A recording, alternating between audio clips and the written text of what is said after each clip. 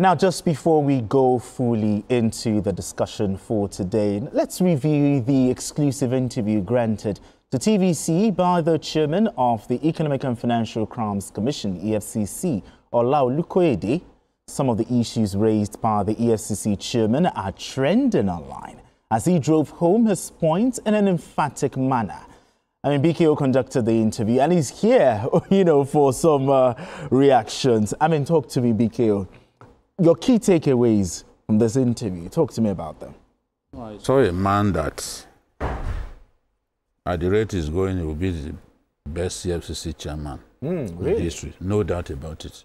If you look at a lot of the parameters, he clearly, there's no way you can look at it. He clearly will look like the best. When it comes to recoveries, his record has surpassed previous records in terms of recovery. And you see, I like people who are confident. Okay. Because I told them, I said, I will ask any question. No holds barred. No. No, not at this stage. Not at this stage. I'll ask any question. And yes, there was a question that I asked, and they said, oh, I wasn't expecting this. That was the question about President Tinubu. And I said, does President Tinubu get in the way of your work? Okay. I didn't also stop there. I asked him, I said, if you were interrogating a governor, for example, and the governor said, oh, that money that you people are asking me about, I spent it on Tinubu's campaign. What would you do? I mean, this is the way to do it. It's not until I demonstrate journalistic thuggery by not allowing him to talk, then I'm barging in. That is not the way we were trained.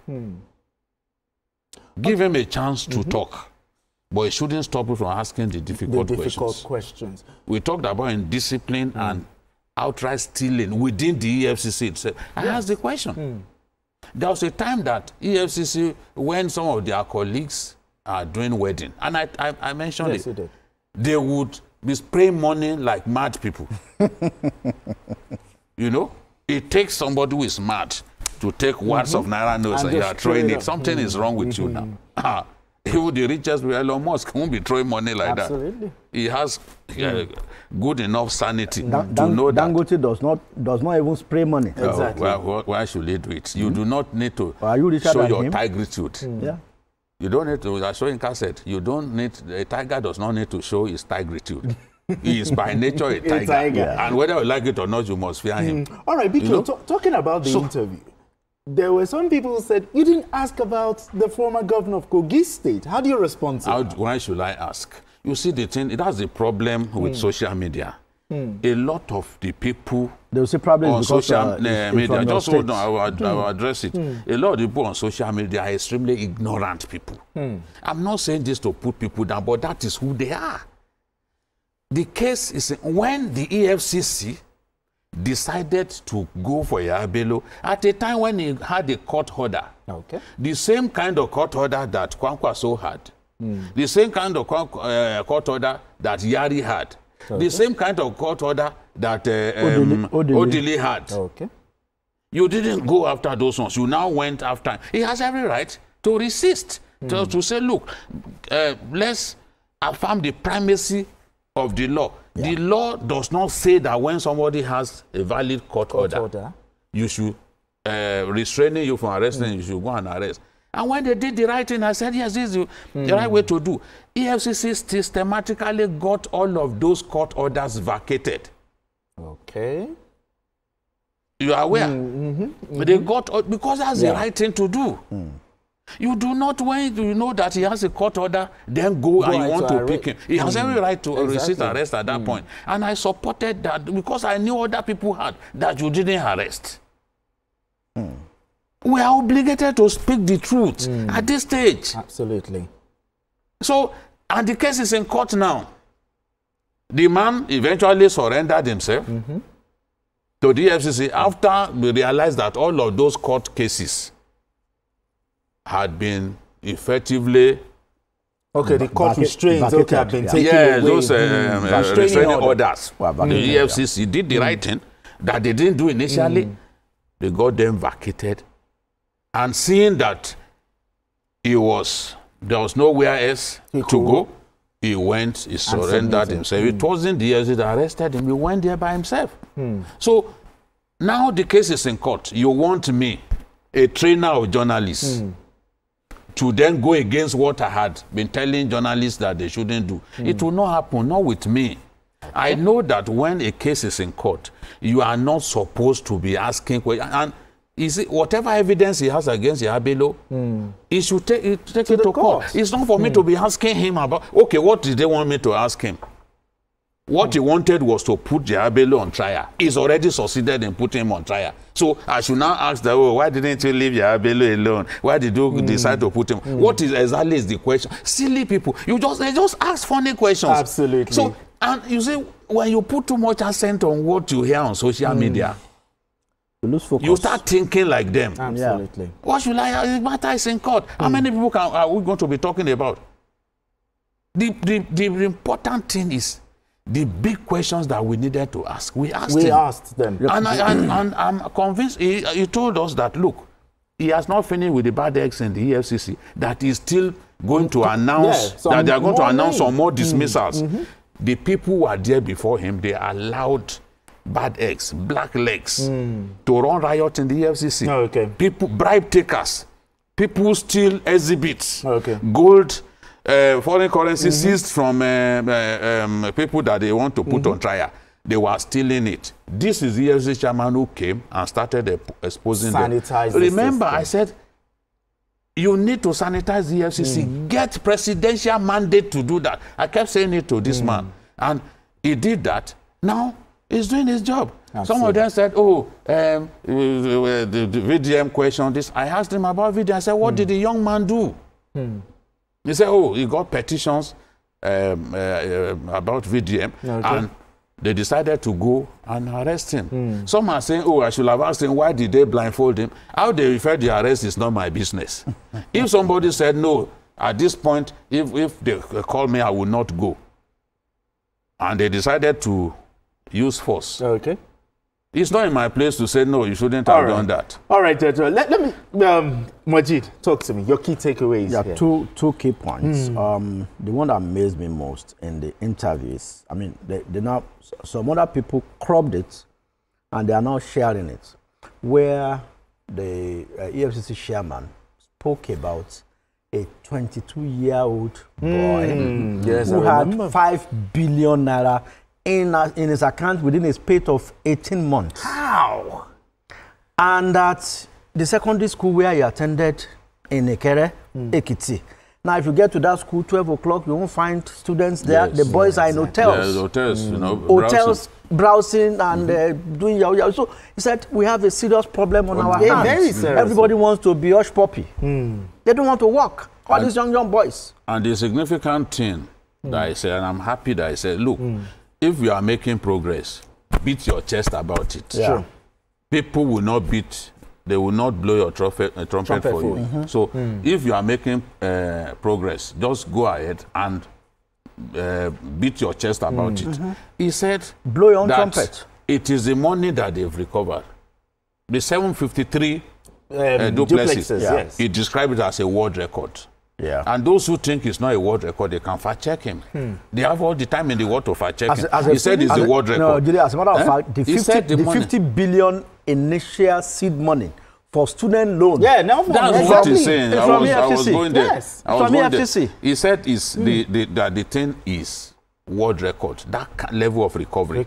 So in terms of recovery, in terms of conviction of accused persons, he's doing a good job. What we want to see is more of these politically exposed persons. We want to see more of them go to jail.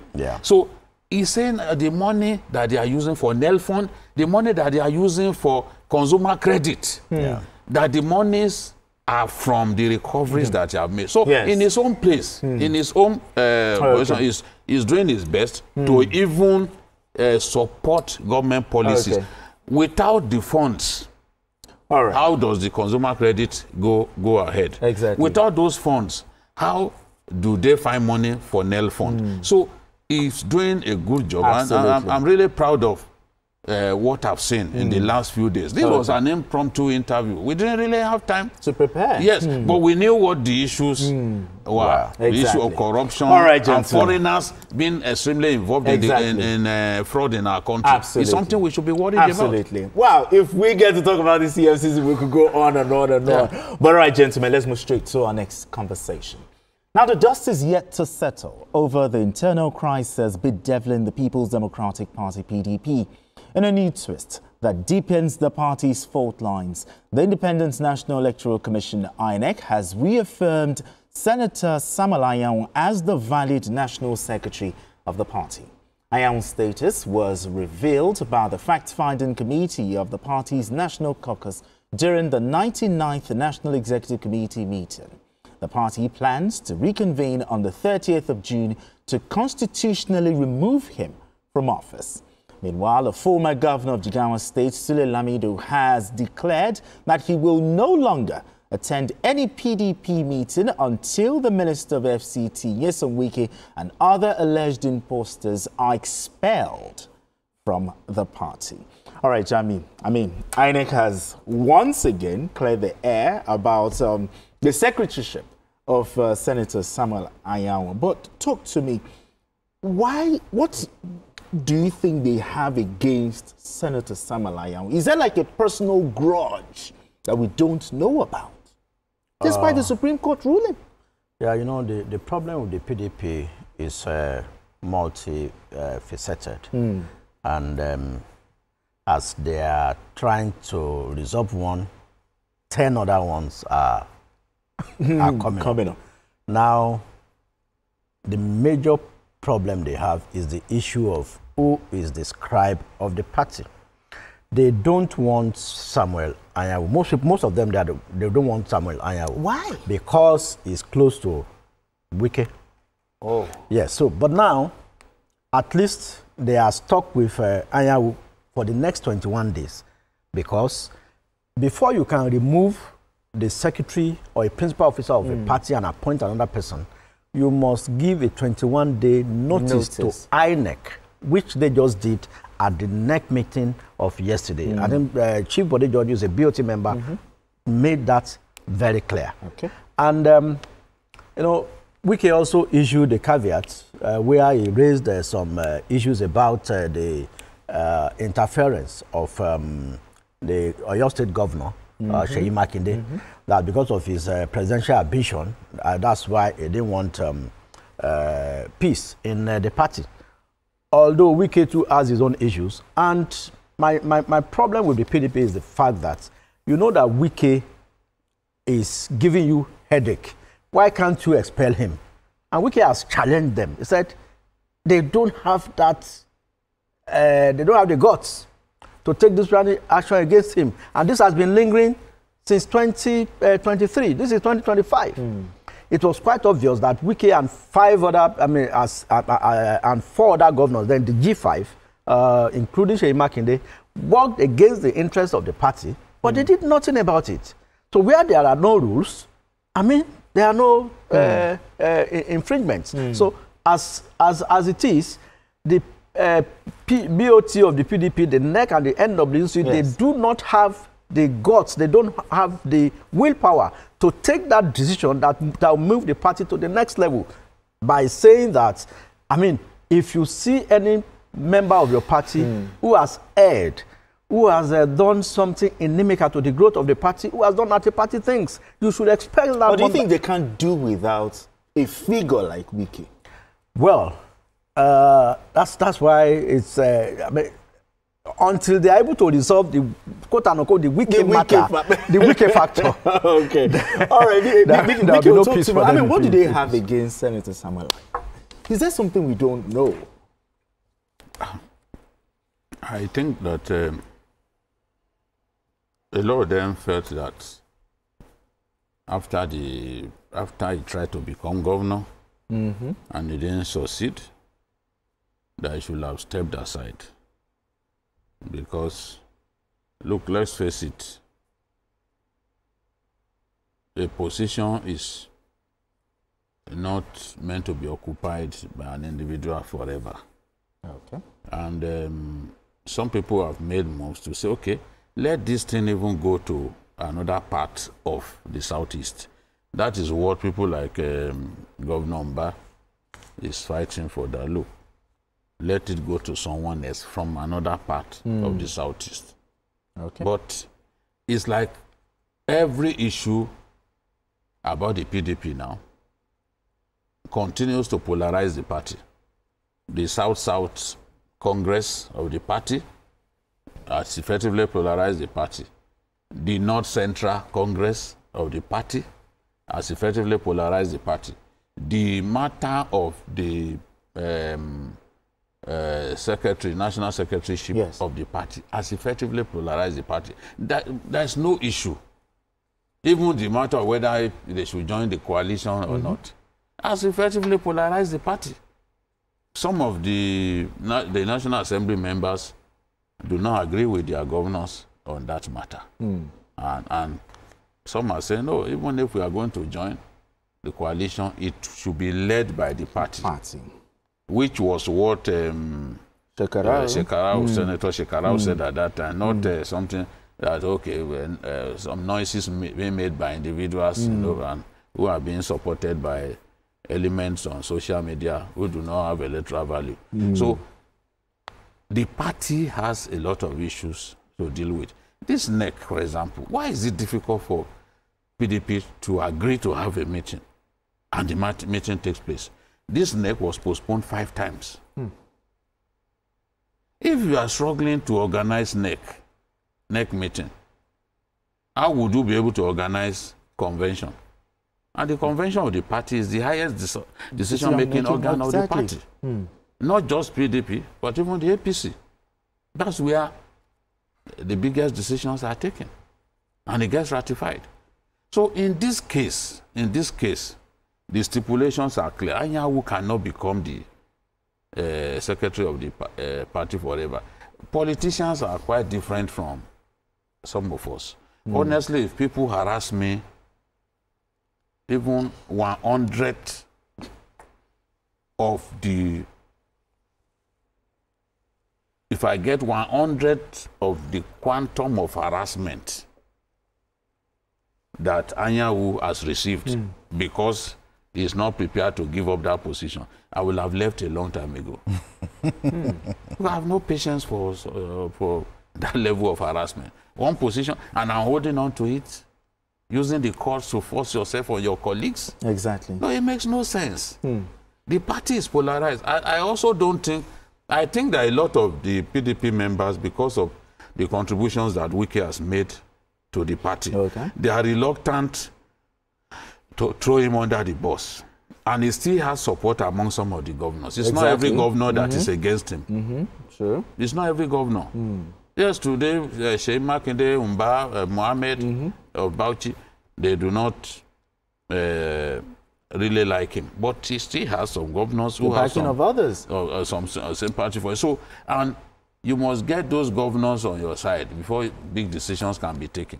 So if the party is fed up with Anyanwu and the party wants a clean break, then their meeting that they have fixed for June 30, the NEC that they fixed for June 30, they should be able to take that big decision there, including the future of Wike himself.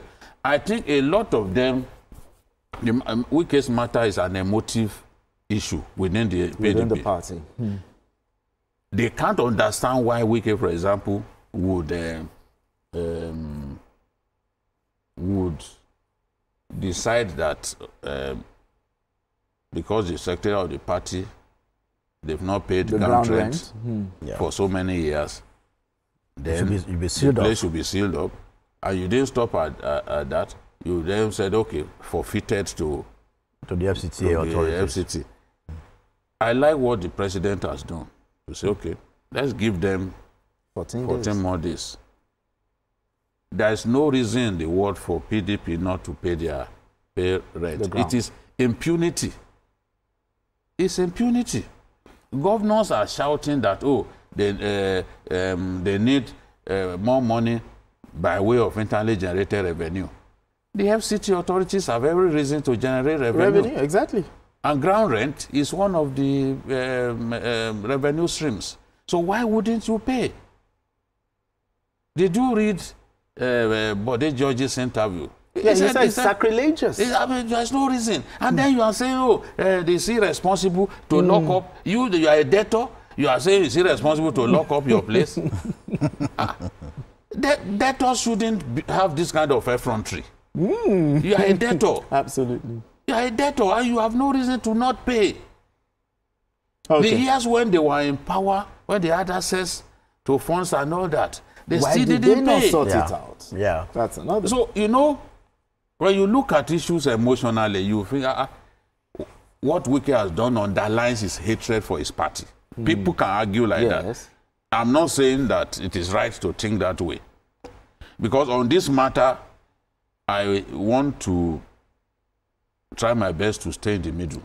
My opinion is they have no reason in the world to not pay. But if I were to follow my heart and not my mind, I would say, but it's your party. Why did you not? It's your party. You want to take over the... This, I think there are better ways to handle it beyond saying, oh, you forfeited it totally. Because if you say, okay, you are sealing the place up until when they are ready to pay, you know it's better than to say you've taken it. Go over. Yes. It's not even good for the optics. It's not... when people look at it, those who are saying, oh, they want to destroy us, they want to do one-party state. By taking the national headquarters of the party, people will say, oh, hey, we said it. Exactly. We said it that they don't want us to exist. All right. And also all of those issues, all right, you have to weigh all of those issues. Let's look at the other side of this. I mean, a founding member of the PDP, former Jigawa State Governor Sule Lamidi, said he will not come to any meeting again, except Wike is out of the party, expelled. I think he also mentioned Samuel Ortom as well. You know, I said... I mean, what's so special about Nyesom Wike that they can't sort out? Like Wike or hate him, I was in Abuja for about a week, sometimes, recently. And from the taxi driver who took me, I mean, if you want to hear the truth about what is happening in town, just talk to the taxi drivers.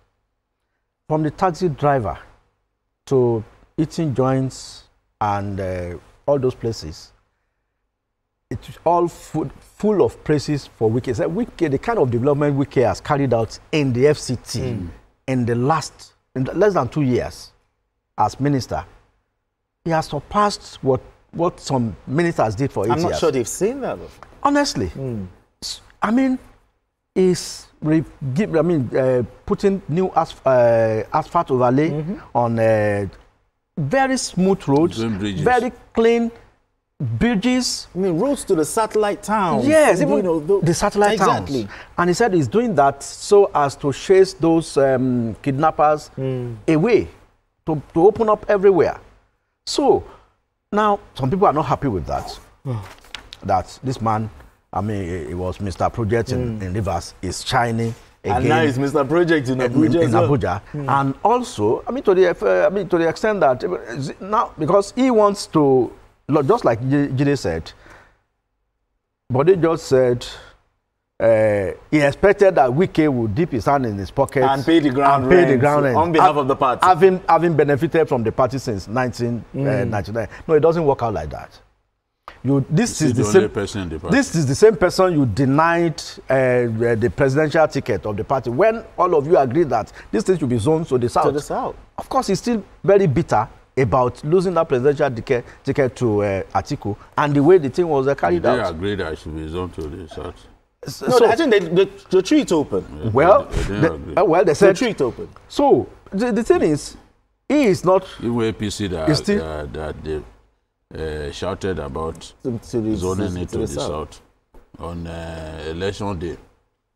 Different people, Northerners also. Of course, they still contested. But the point is, for Wike to be expelled from PDP, most of the states where PDP does not have governors, it is Wike that is funding them. So they don't have that. They don't have the numbers to expel Wike. Because the NWC and the NEC. So why haven't they done it? No, maybe since 2023? They don't have the numbers. So I don't think the issue is that I think Lamido will stay away for a long time. Okay. If it's waiting for the day we kill I'm sure they are weighing the options. The consequences. It's a big fish. All right, gentlemen. But they can expel him. All right, gentlemen, we need to go on this quick break. And when we return, the conversation continues. Don't go anywhere. It's still Journalist Hangout. All right, if you just joined us, it's still Journalist Hangout. I still have BK Ora here and Majid Jami. So, back to the conversation we were having. The founding member, former governor of Jigawa State, saying that he will not attend any meeting anymore except Wike is expelled. I think, just as I said, Wike's matter is an emotive one. People, and let's face it, they can't understand why somebody who is a member of their party will go that far on the matter of the gbese that they incurred on that building. I think it's borderline impunity to not pay your ground rent. It's a feeling that, look, if we don't pay, nothing will happen. That is an attitude that we do not want to see. If we want to make progress as a nation, impunity must be brushed aside. So PDP has no reason in the world to not pay. At the same time, PDP members will not easily understand why somebody who is their member, professes love for the party, will go to the extent of saying, oh, because they are owing, you are taking over that building. They forfeited that building. Exactly. So the decision of the president to say, okay, hold your fire. Let's give these people 14 days to pay. I think it was the right decision. I may not agree with the way Mondele Momodu has presented it, but they have a lifeline. Okay. The courtesy of the president, they've been given 14 days. So if within 14 days they still don't do anything, it would then mean that the governors, they have governors. For example, governors fund political parties. Sure. What kind of governors do they have in PDP? That they cannot think that, look, this is the biggest symbol of our party, the symbol of strength of our party, our national headquarters. We are owing money, we refuse to pay. I mean, it's embarrassing. I mean, it's embarrassing. It's shameful. If they have shame, they should be talking about it. So, the 14 days, they have 14 days now. If they still don't pay, after 14 days, then the leadership of the party is irresponsible. If they still don't find a way to pay, because you need to pay. Sure. If it was in your state, you saw what happened in Kogi now between MTN and the Kogi state government. If in your state, an entity, a corporate entity, refuses to pay ground rent, for example, you want to take different steps against. Some governors have closed down branches of banks. Yes. Exactly. In their states. So why would you not pay ground rent? And you think, and they've been saying pay up. You are not doing anything about it. But I'm saying that because Wike's matter is an emotive issue. Many people would then think, if he truly loves the party, if he's not working in cahoot with the APC to crush our party, then they won't take this step to say, okay, you forfeit the secretariat of your party because you are owing. But the point has to be made that they have no reason in the world to not pay. If I were in Wike's shoes, I would have done what the president now did. You say, okay, we give you this long rope. Go ahead and pay. Okay, although people will argue that they've been getting that long rope. That is it. This is not the first time. They are refusing to pay. The names of debtors were published. You see, the thing is, because he's the one, as a symbol of the party himself, because he's the one who has taken this decision, they will say, oh, he has turned himself to an enemy. He wants to crush us. So that's the way they will see. You know the way our people reason. You know, 2 + 2 is not usually 4 with our people. Our people get emotional about all of these things. And I can tell you, There's Sule Lamido who is saying that he will not attend meetings until Wike is expelled. This is one of the reasons. We say somebody who wants to appropriate through the FCTA our headquarters. He cannot be our friend. He cannot even be our member. His heart has left our party. I don't think that is the right thing. I think he still loves the party. But a lot of people do not even like the fact that he's working for the president. Exactly. And that's one. So some steps that he takes, once those steps look like what we have seen now, they read meanings. Apparently moving against the symbol of the party, the biggest symbol of the party, definitely they will see him as an enemy who should be sent back. Is PDP saying they don't have 7.2 million naira in their coffers to pay? Are they saying that? Are they saying that is this somebody... just 7.2 million? It's 7.2 million. It is 7. Throughout this year? Yes. The ground rent is not much. It's 7.2 million over 28 years. That's the... I mean, it's embarrassing. 28 years. Look, because even if it was 7.2 billion, I don't know how much. It's a million. It was 7.2 billion. 7.2 billion should be what they can pay. It's 7.2 million over those years. I mean, how much is ground rent in a year? But still, looking at the crisis in the PDP, the recent development, we keep pulling out of agreement. I mean, do you still believe, or should I say, do you still have confidence in the Saraki-led community? I mean, to bridge that gap between the aggrieved members and others in the party? The leader of the party today is the governor of Bauchi, Bala. Okay. That's the leader of the party. That's the one who has the power. So, except Saraki has the support of the Bauchi State governor. And also, you see, there's something about governors who are aggrieved, about party members who are aggrieved. If you don't have that political power, so to say, yes, Saraki has been governor, he has been former Senate president, but... And he has done something like this before. Yes, but it doesn't have currency of that power now with him. They should have used a serving governor. The governors themselves are part of the problem. Yes. So I think the choice of Saraki was a good one. It's a good one, but... number 3 man in the country. Exactly. But at this time, you cannot say Saraki is non-aligned.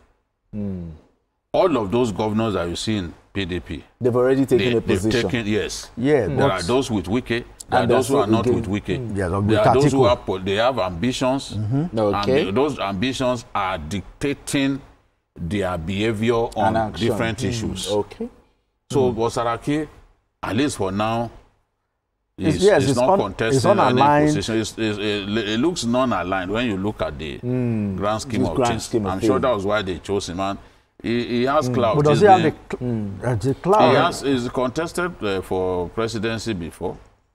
So and he's been chairman of governors before. We'll see how far it can All right, go. the fingers crossed. I'm really hopeful. All right, gentlemen, let's move straight to our final conversation.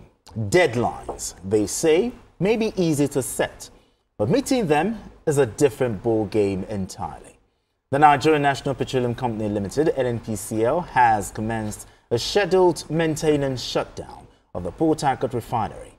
But as the process gets underway, pressure is mounting from the Petroleum Products Retail Outlets Owners Association of Nigeria, PetroN. The association is demanding that the entire operation be completed within 30 days. PetroN insists that timely delivery is non-negotiable, warning that any further delay could disrupt fuel supply and deepen public frustration. I mean, okay, BQ, I'll start with you. I mean, within a space of, 6 months, when the refinery was declared fit for use, the NNPC now, they've announced a maintenance shutdown. But BQ, what is really going on? I mean, is there something fundamentally wrong here?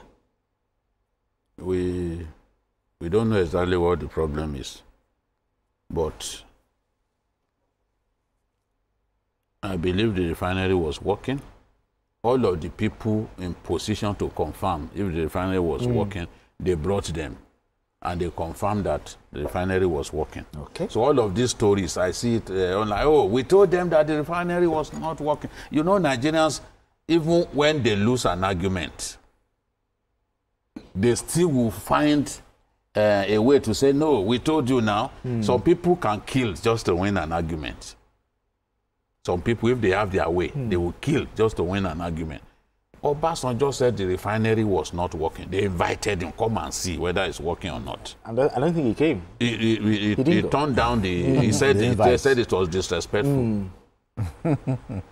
This was a man that during his time, they did not audit NNPC account. This same champion of democratic ideals now. So, Obasanjo didn't go. But there were other people. NLC president went. He came with the verdict that the refinery was working. I think chemical engineers, Association of Chemical Engineers, they also went. So the refinery was working. If at some point they feel the need to shut down and recalibrate the refinery, I don't think there's anything wrong in that. There are many people who never believe that these refineries can work. That it is working now is not something that they are happy about. The other day, they claimed that Warri refinery had shut down. I was in Warri. And I confirmed that it was a lie from the pit of hell, that the refinery was working. I spoke with people, you know, residents of Warri South local government. The refinery was working. And you saw the flaring, which is the #1 evidence that the refinery was in operation. So let's leave that. This is a new management at NNPC. Okay. One of the best that anybody, probably the best that anybody can put together. We have them. These people, they have experience. Now, they've said, okay, we are shutting down. Let's give them the benefit of the doubt. Let us see what happens between, maybe within the next 1 month. But Petron, they have their own fears, issues. I think some of them fear that Dangote will institute a monopoly. They don't want that. They are saying, it will disrupt fuel supply, and this and that. I want to believe that the new management is an assemblage of the best professionals in that sector that we have. Somebody who had headed NLLG is on the board. Okay. You know, so they know what they are doing. In my view, we should give them that chance, and they've shown transparency from the beginning to say, look, we are going. They could have refused to talk to anybody about it and just start doing something. But at least they've announced to Nigeria, and they know that Nigerians will want updates from time to time. How far are we going? You know, so we should be confident in their capacity to get the job done. All right, we have Managu calling in from Lagos. Talk to us. Hello, good evening. Yeah, good evening. Yes, sir. Good evening, Mr. Bajide and Mr. Mojit. No. I think the NNPC Bajide, to continue saying it's as if you don't want people at all to even, complain about what is going on in their country. And for you like to continue blaming people who are trying to, coming up with their own opinion, just the way you are doing, that look, NNPC has been lying to Nigerians over the years. This is not the first, second, third time. Okay. And whenever they comes up with, all right, thank you. It is working, tomorrow you hear they are not working. All right, thank you very much. Thank you very much. Biko, you want to react to that? In the past, we had condemned NNPC here. The videos are there. Sure. But when you say refinery was not working, I'm not saying that, all through the years, NNPC had been smelling like roses. But when the refinery was working, and you said, no, it's not working, people were shooting nonsense videos. And they said, come and see it working. And the NLC president who has never shown himself to be a fan of the administration, he went there and confirmed that it's working. What do you want me to do? These same Petran people, they are industry people. They came, they said it's working. You are now saying that I don't like people to say that NNPC is not working. When did you discover that? They lied that Warri refinery was not working. I was there, I was doing a documentary in Warri, and I confirmed that they were lying. This is my job. I don't have to be, align with what ignorant Nigerians are saying. I'm a fact-based journalist. If I go there and I can see that it's working, you don't expect me to bring it down back to Nigerians? That's what I'm doing. That's not today they do badly, we'll say it. Absolutely. But the refineries, after more than 20 years, we are beginning to see refineries working. For me, it's something to be happy about. It's not like I don't want Nigerians to complain. People can complain about a falsehood. So how does that bother me? Okay. Majid, let me come to you. I mean, talking about, 6 months ago, we were told that it's fit for use. But do you think NNPCL, do you think they owe Nigerians some level of explanation? So what really is going on? Yes, I think Nigerians should understand that now we have a new management led by Bayo Ojulari. True. At the helm of affairs at the NNPC. It's a radical departure from what used to happen under Mele Kyari. I think what Nigerians are skeptical, especially with the kind of information we have been fed under Mele Kyari, and that's why people are agitated. And those who have been saying, yes, the refinery was not working, and now, after a month that these people took over, the thing has shut down. And I don't think it has worked for up to 6 months. I mean, so Nigerians have every right to be agitated about, especially given the quantum of money that has been spent on turnaround maintenance on the 4 refineries, the 2 in Port Harcourt, the 1 in Warri, and also Kaduna. So basically, what Bayo Ojulari should be telling us is maybe he should do an audit of what has been spent on the refineries in the past. Okay. And also, there are some funds that NNPC is spending, and you want to wonder, why are you spending this? For example, NNPC in the past 5-10 years, they have spent $3 billion looking for oil in the Chad and Benue Basin. What for? When the ones we have not even finished exploring them. So these are some of the things. Then the gas pipelines they are embarking on cost about $3 million per kilometer, whereas in other climes it's about $1.2 million. So people want to query some of these things. And now back to the refinery. They should tell us what is wrong with the refinery, because as at the time the last management started production there, it was real celebration. Exactly. It was real celebration that, as if we have a brand new refinery that can compete. Especially the old one in Port Harcourt, which has been shut down now. The other one, the newest one in Port Harcourt, that one is still undergoing this thing, which was as at the time the last management left, it was at about 80-85% completion for the turnaround. So for the one that was working to be shut down again, I think that's why Nigerians are a bit agitated. What's going on? What is going on? It has just been, rehabilitated. These are mechanical things that can break down at any time. Okay. So now, Wike, Petron is demanding the maintenance should not be more than 30 days. If it's more than 30 days, there will be an issue. But is 30 days realistic? Yeah. Well, we don't know. We don't know the extent of repair that they want to do. Even Dangote refinery, as new as it is, at some point they have to shut down. To allow for, they have to shut down, whether they like it or not.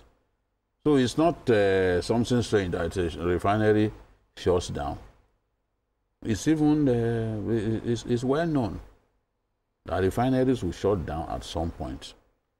What we want at this stage is the present leadership of the NNPC should show greater transparency than we have seen before. Okay. They should have accountability and give us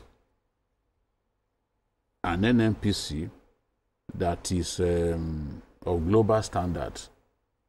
So you are talking about Petrobras. We can get there. Why shouldn't we be like Petrobras, for example? I want to see under these people. I want to see this company become a private public company. Let people be able to. When Petrobras decided to sell the shares, it was a world record. I think it was oversubscribed. So what stops us from doing that? The funds that will give us, we won't probably need even these loans that we are taking all over the place. We should be able.